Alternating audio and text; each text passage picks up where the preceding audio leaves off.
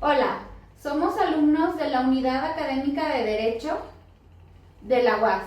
El presente trabajo es de la materia de Historia de las Doctrinas Económicas con la maestra Irma Leticia Pérez. Vamos a hablar de una parte de la obra de la gran filósofa, escritora y activista social Flora Tristán. Mi nombre es Mónica Valeria Álvarez Magadán. Mi nombre es Yesaira Nájar Herrera. Hola, mi nombre es Jonathan Antonio Flores Rivera. Mi nombre es Marcos Alfredo Barragán García.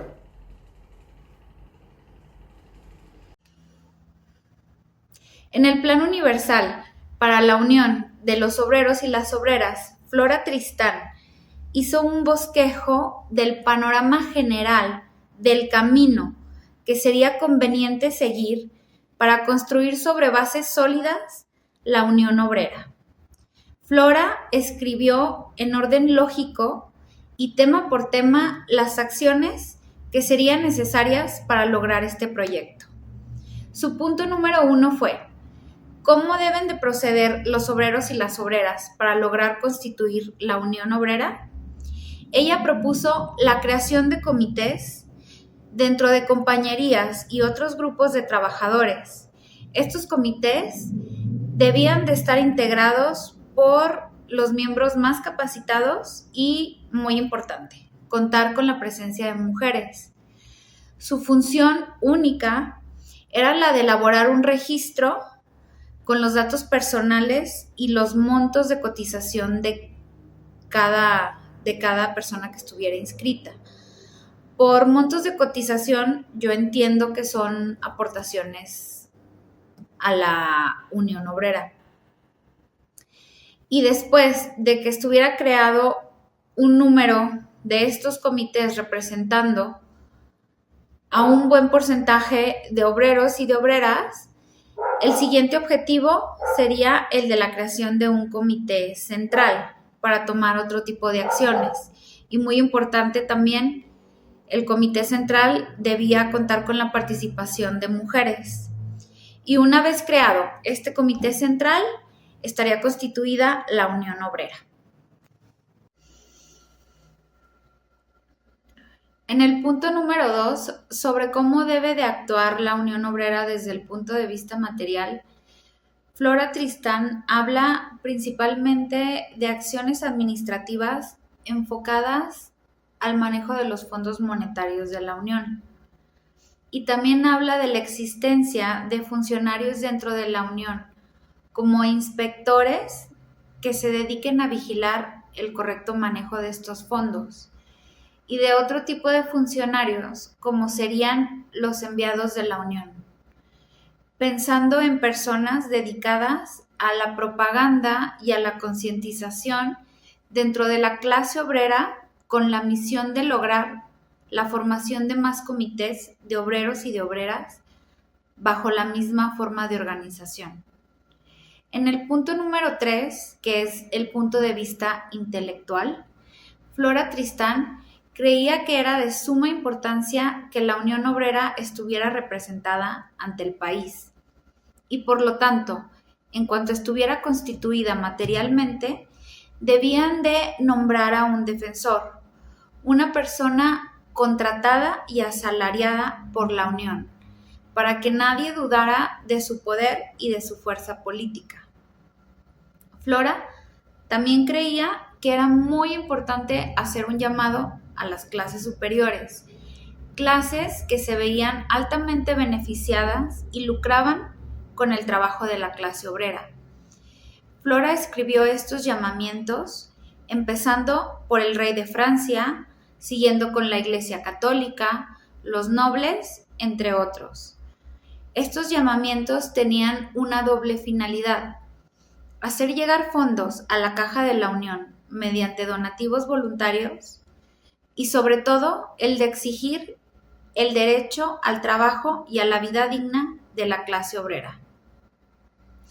Al escribir estos llamamientos, Flora se respaldó con los principios morales que se suponía debían regir las decisiones de los líderes, y también hizo énfasis en que el bienestar de la clase obrera sería un bienestar para todos. Y por último, hizo un llamamiento a todas las mujeres de todas las clases, de todas las edades, de todos los orígenes, para que se unieran a la lucha de la clase obrera, pues tanto las mujeres como la clase obrera eran grupos oprimidos por la ley y por los prejuicios. Flora siempre creyó que el valor de la unión y la fraternidad eran importantísimos para el avance social.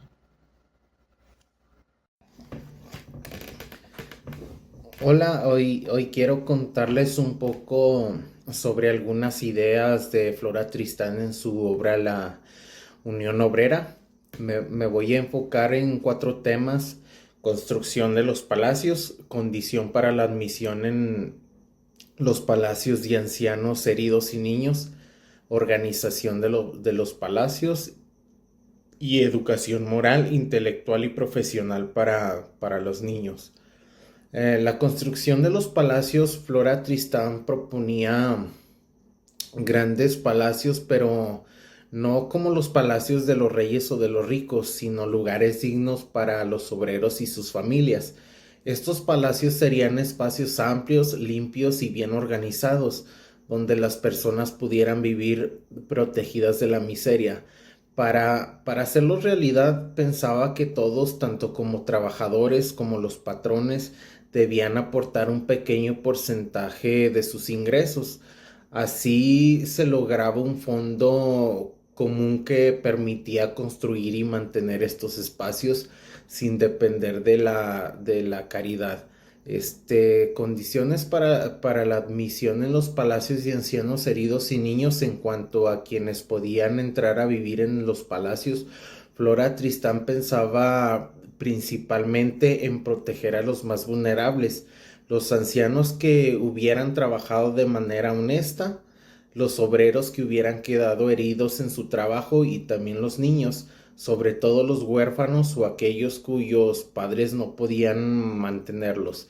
Su idea era que hubieran contribuido con su esfuerzo a la sociedad, tuvieran derecho a una vida digna sin pasar hambre ni abandono. La organización de los palacios, dentro de los palacios, sería muy completa. Flora imaginaba una comunidad autosuficiente. Habría médicos para cuidar su salud, maestros para enseñar, administradores para llevar el orden y talleres para que las personas que aún pudieran trabajar siguieran siendo útiles según sus capacidades. Se trataba de hacer asilos pasivos, sino lugares donde todos tuvieran un rol, se sintieran útiles y vivieran con dignidad y respeto. La educación moral, intelectual y profesional para los niños y por supuesto la educación era uno de los pilares principales. Flora Tristán insistía en que los niños deberían de recibir una formación completa, no solo aprender a leer y escribir, sino también formar valores como la solidaridad y la justicia. Además, quería que aprendieran un oficio para que el día de mañana pudieran trabajar y valerse por sí mismos, sin depender de otros ni caer en la pobreza. Esto nos dice que Flora Tristán fue una de las primeras pensadoras en pensar en un modelo social que protegiera a los trabajadores de su infancia hasta su vejez, asegurándoles una educación digna y un lugar donde vivir. Gracias. Buenos días, compañeros. Dándole seguimiento a lo que mi compañero Johnny acaba de mencionar sobre la pensadora Flora Tristán en los siglos XIX. Por ejemplo, ella tenía tres ideas. Las más importantes. Les voy a mencionar las 3 más importantes. Ella, por ejemplo, luchaba para empezar mucho por los obreros.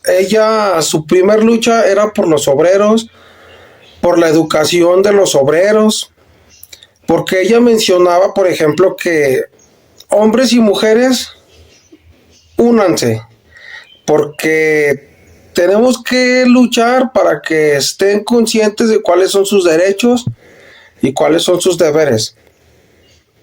Ella no trataba solamente nada más de, por ejemplo, ella se dedicó a enseñarlos a leer y a escribir, pero no nada más se enfocaba a eso.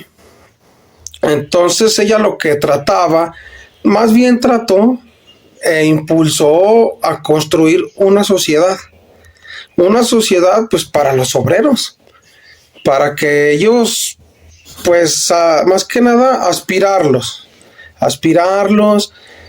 ella, Flora Tristán, tenía una creencia que sin la educación y sin los derechos, pues no eras así como que, no, sabes que tú tienes que echarle ganas, tienes que luchar. Ese era un pensamiento. Entonces, su segunda idea de ella, pues ella en su libro menciona en su libro cuál era su objetivo principal. Por ejemplo, su objetivo principal de Flora Tristán era despertar su pensamiento, unirlos. ¿A qué me refiero? Unir a los obreros. Ella formó un grupo obrero para que todos los obreros, hombres y mujeres, lucharan juntos, lucharan mutuamente por sus derechos. Y ella tenía un mensaje muy claro, era un mensaje muy claro hacia los obreros, que solamente con la unión y la solidaridad, pues iban a tratar de cambiar su pensar. Ella luchaba mucho por los obreros y obreras que pues estaban oprimidos. Su principal era luchar por la opresión y derechos de los obreros. Por ejemplo, otra cosa, ella mencionó un título que Flora Tristán, ella citó en el siglo XIX, urgentemente hacer un grupo. Ella hizo un grupo de hombres y mujeres para estar unidos, para unir la fuerza, ¿sí? Entonces, por ejemplo, entre sus ideas principales, pues ella mencionaba y destacaba que pues el luchar por el respeto mutuo, entonces, en aquel entonces, por ejemplo, la política era religiosa. Entonces la religión pues era la que tenía ahora sí que en opresión a los obreros. Ella mencionaba que pues hay que trabajar con disciplina, respeto mutuo, pues ahora sí que para tener pues sí, o sea, para salir de lo que era la opresión de la que los tenía la iglesia. Y pues igual ella hacía reconocer la legitimidad del derecho a la construcción moral, intelectual, profesional para todas y para todos. Continuando con la burguesía, Tristán describe a la burguesía limeña como una clase social que, a pesar de su posición privilegiada, carece de una conciencia social política sólida. Critica su falta de compromiso con las reformas necesarias para mejorar las condiciones de vida de las clases trabajadoras y su tendencia a imitar superficialmente costumbres europeas sin adaptar sus valores progresistas. En este caso, la autora nos señala las profundas desigualdades existentes en la sociedad peruana, donde la burguesía mantiene su estatus a costa de la explotación de los trabajadores y la marginación de las mujeres. Flora Tristán destaca cómo esta clase social perpetúa en un sistema injusto que impide el desarrollo de una sociedad más equitativa y justa. Es así que Flora Tristán también aborda la situación de las mujeres dentro de la burguesía, criticando la educación limitada y el rol subordinado que se le asigna. Señala que, aunque algunas mujeres pertenecen a clases privilegiadas, siguen estando sujetas a normas patriarcales que restringen su libertad y su desarrollo personal. En conclusión, Flora Tristán ofrece una crítica incisiva a la burguesía peruana del siglo XIX, denunciando su hipocresía y su falta de compromiso con el cambio social y su complicidad en la perpetuación de un sistema desigual. Su análisis invita a reflexionar sobre la necesidad de una transformación profunda que promueva la justicia social y la igualdad de género. Es todo, compañeros. Esperemos que este tema haya sido de su interés. Muchas gracias.